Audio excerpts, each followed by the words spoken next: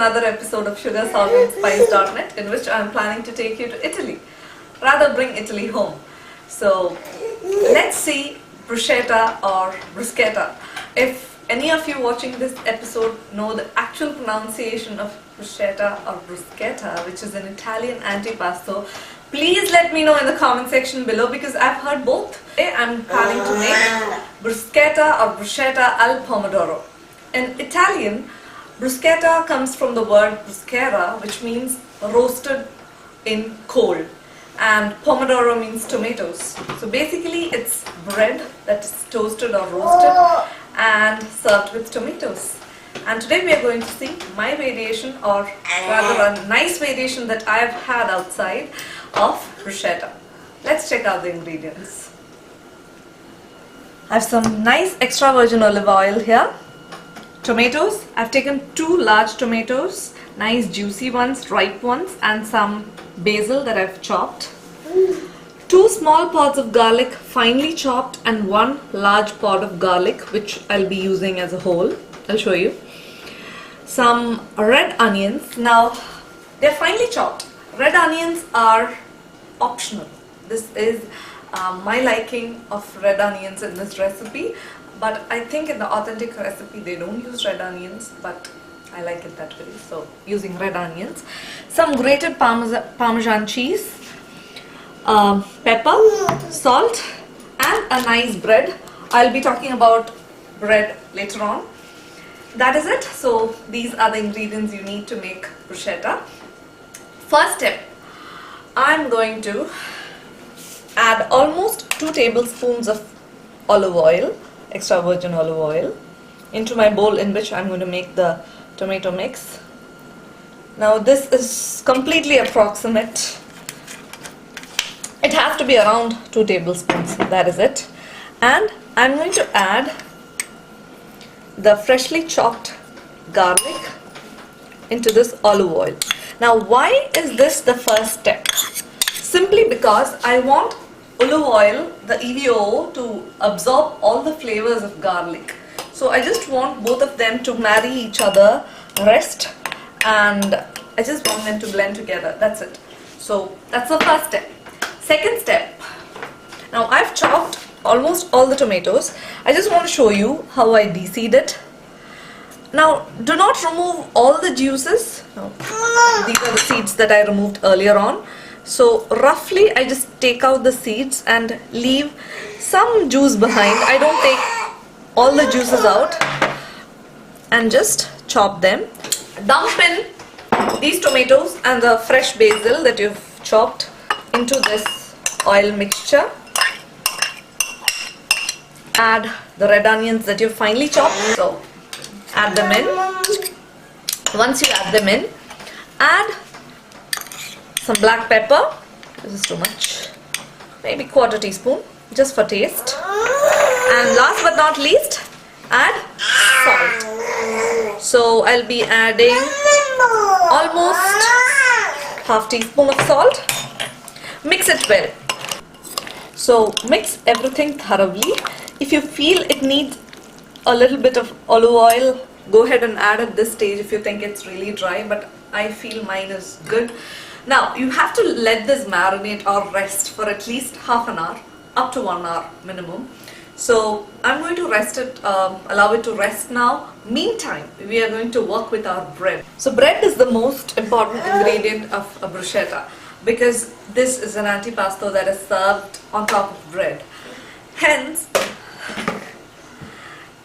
authentically in Italy, they use crusty Italian bread or a nice sourdough bread to make bruschetta.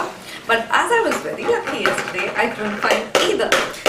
Hence, I'm going to use a nice French bread today. This is a nice demi-French bread, or you could also use French baguette.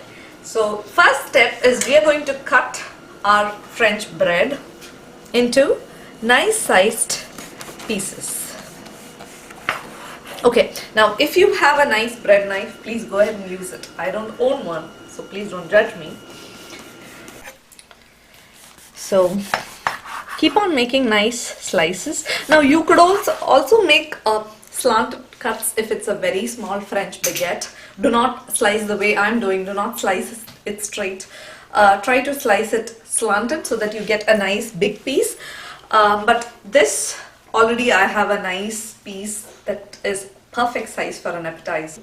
Drizzle some oil on top of the bread and then toast it.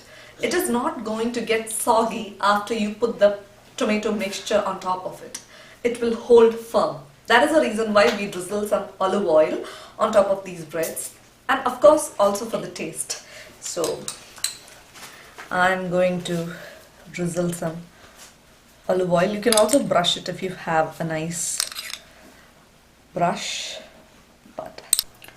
So I've drizzled my pan with some extra virgin olive oil. Before it gets too hot, I'm going to place the side in which I have not drizzled olive oil on top of the pan, so that both sides have olive oil. So placing my breads, 2 to 3 minutes on one side, and I'm just going to turn them. Now don't do it with your hands, but I don't care, so I'm used to doing this.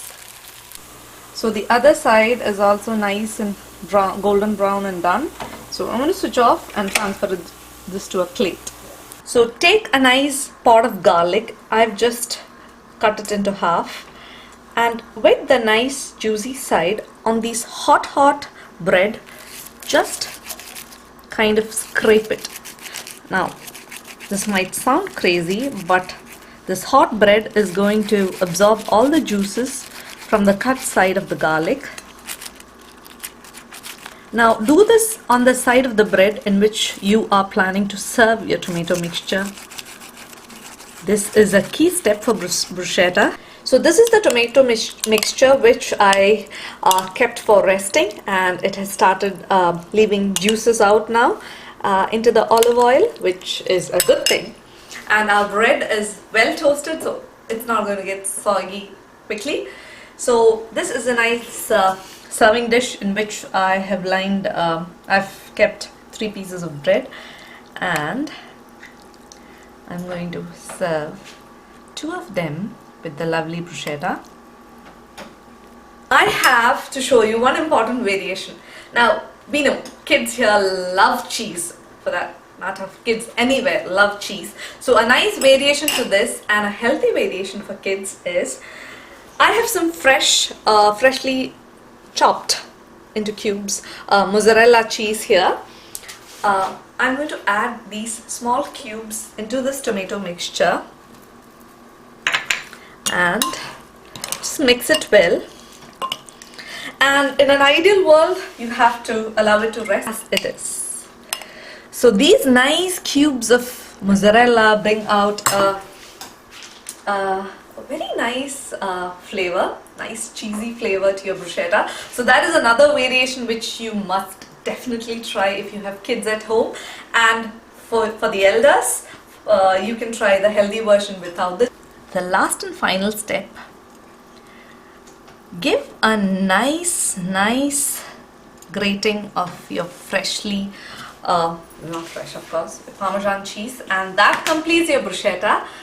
And this will be out of the world, I promise you, but let me taste before giving you promises. This is my favorite when I go to an Italian restaurant.